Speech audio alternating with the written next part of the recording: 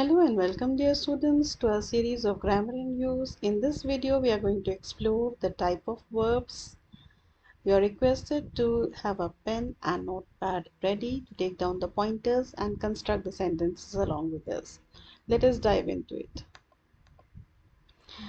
The type of verbs. Verbs can be described as the main verbs or auxiliary verbs. If we have the main verbs describe actions, occurrences, or state of being. State of being is something very important. You need to make a note of it because generally students tend to know only the verbs as action words, but the words are action words as well as state words. Then we have the supporting words like auxiliary. Auxiliary verbs modify the meaning of the main verbs. So over here we are talking about two things. One is the main verb. Main verbs can be action words or state words, and then we are talking about auxiliaries. Auxiliaries are supporting words or supporting verbs. Now the first pointer is regarding the main verbs. The main verbs are the most important verbs in a sentence. They can describe actions or states. States means my stay in a particular place. The word stay over there is a state of being, and they can be used to link a subject to a description, or it can be used for connection as well. For example, over here in this sentence, the main verb is play. I play tennis every Wednesday evening. Over here, play is the main verb in this sentence. Main verb that describes the action. Next, we have auxiliaries. Auxiliaries in general, those are known as helping verbs or helping words. These usually occur along with the main verb. There are quite a number of roles that the auxiliaries play. Let us note it one by one. Auxiliary verbs are used with main verbs to modify their meaning. Modify means bring out their meaning properly. Auxiliary verbs are used very frequently to form different tenses, especially the present perfect and past perfect. Present perfect has the word has brought, and past perfect has the word had brought. So it is used to make tenses. Has is an auxiliary verb here. It is being used to form the present perfect. Paul has bought a new shirt.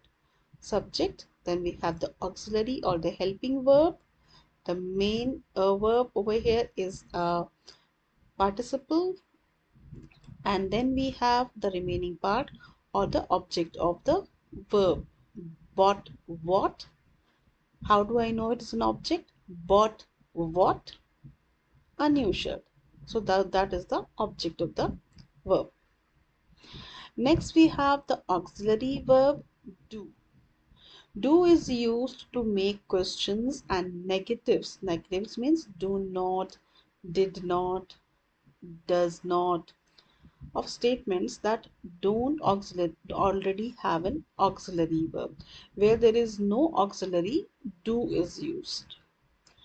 Example, can sorry Kane didn't pass his exam. Kane is the subject, a proper noun. Auxiliary is didn't, it is the negative form.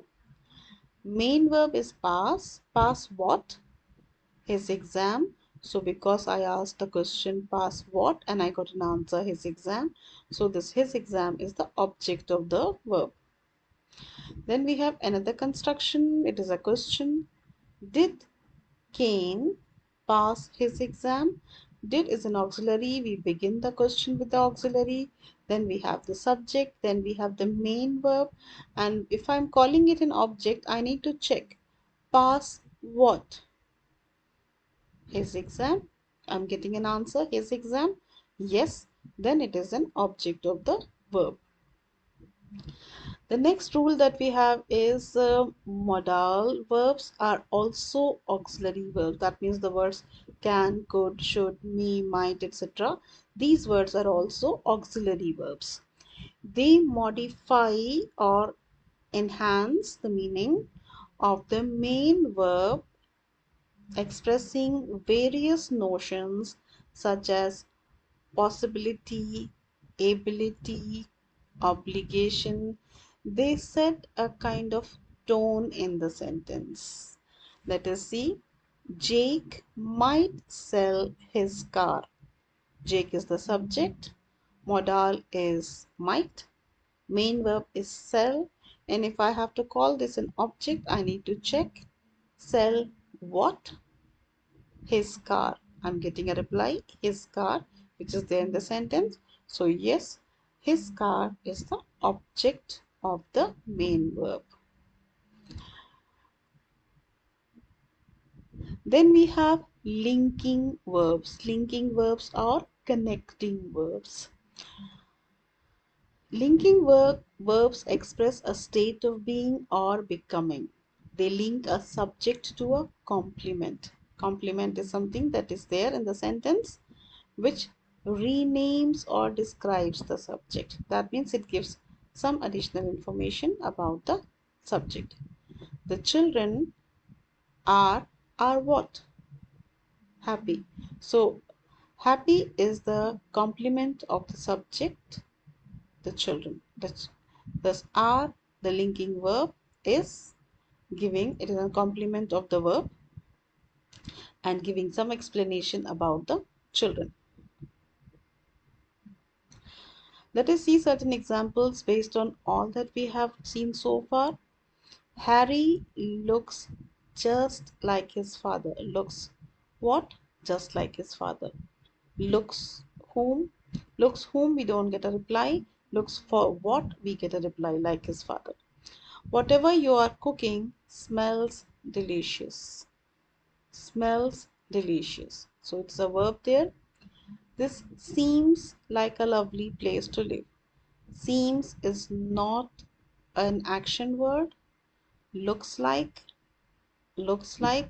seems, so it's a state word. After leaving school, she became a teacher. She became a teacher. This is also the one way of using verbs, connecting it to the complement. Then we have transitive and intransitive verbs. This is very interesting. We have just seen the way I was posing a question and answering and getting a reply for the object. Over here, that transitive and intransitive will play a definite role in understanding how the action is passed on to the object and where the action is stopped and does not pass on to the object. Now let us first understand what are transitive and intransitive verbs. Some verbs take an object, which is a noun or phrase that receives the action of the verb. That means towards the end of the sentence, there will be some noun, and when we ask a question to the verb, it will take us to that object. If it is taking us to that object, the verb is called a transitive verb. But if we ask a question and it does not take us to the remaining part of the sentence, towards the end of the sentence, then the verb is an intransitive verb. Let us see and complete. The verbs which take an object are known as transitive verbs. Like Tony writes short stories.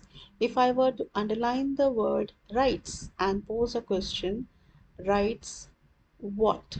Now look at my question. I'm not saying what writes. I'm saying writes what? I'm getting an answer, short stories. So the verb is sending me to the object of the verb. Thus, this verb is a transitive verb. I can also ask a question, writes whom? But there is no such information, so it stops me there. So to know the transitive verb or intransitive verb, can ask two questions. One is with the word verb and what, then with the verb and whom. These two questions will tell me whether the verb is transitive or not. Some verbs never take an object. These verbs are known as intransitive verbs. The bus arrived. If I were to say at the station, then let me see whether with my strategy it is taking me to the remaining part of the sentence. The bus arrived at the station. Arrived what? I don't get an answer. Arrived whom? I don't get an answer. The bus arrived at the station. So this word arrived is not taking me to any other part of the sentence. So it is an intransitive verb. Some verbs can be transitive or intransitive depending on the way it is constructed. Jake was reading. If the sentence ends there, reading what? I don't get an answer. Reading whom? I don't get an answer. But if I add something to the sentence, Jake was reading a book, and then I ask a question, reading what? And I get an answer, a book. In that case, reading will take me to the object book, so it is a transitive verb. Read can be used with or without an object in the sentence. Now, some verbs can take two objects. That is, one is called a direct object and the other is known as an indirect object.